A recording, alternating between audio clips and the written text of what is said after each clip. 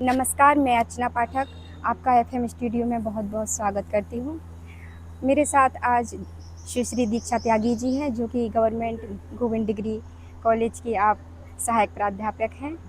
आपका बहुत बहुत स्वागत है मैडम। धन्यवाद।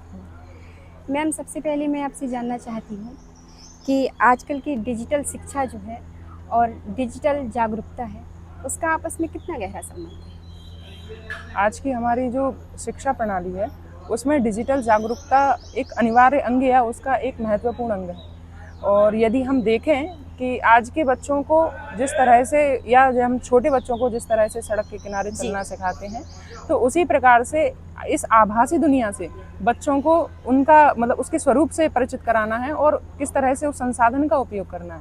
तो ये सिखाना आज के शिक्षा प्रणाली में एक महत्वपूर्ण अंग बन चुका है। मैम, अब मैं आपसे जानना चाहूँगी, एक शिक्षिका होने के नाते आप आज की छात्राओं के सामने जो वास्तविक दुनिया है और जो डिजिटल दुनिया है, उसमें कितनी चुनौतियाँ हैं? यूँ तो बच्चों के सामने वास्तविक दुनिया में ही काफ़ी चुनौतियाँ हैं, क्योंकि जिस तरह से हम देखते हैं कि बच्चे जो होते हैं कि मिट्टी के कच्चे घड़े होते हैं और उस मिट्टी को आकार देना हम शिक्षकों की एक बहुत बड़ी जिम्मेदारी होती है।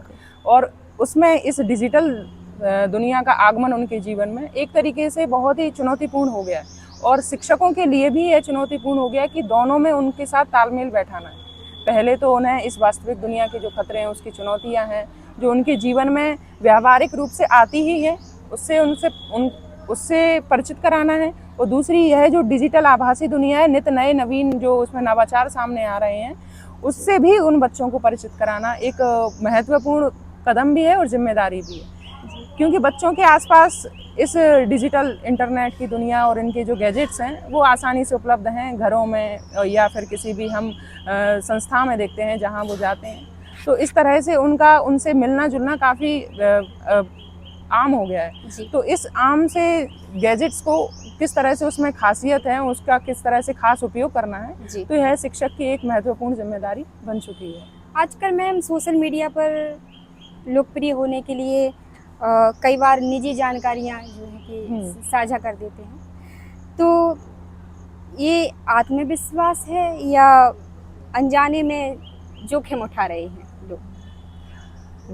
जिस तरह से हम देखते हैं कि इन्फ्लुएंसर्स हुए या सोशल मीडिया का उपयोग करने वाले हमारे जितने भी छात्र हुए जिनकी उम्र अभी 12-13 या 12-13 से 18 के मध्य में है, तो उनके बीच में एक उनके उम्र का जो एक पड़ाव उठान होता है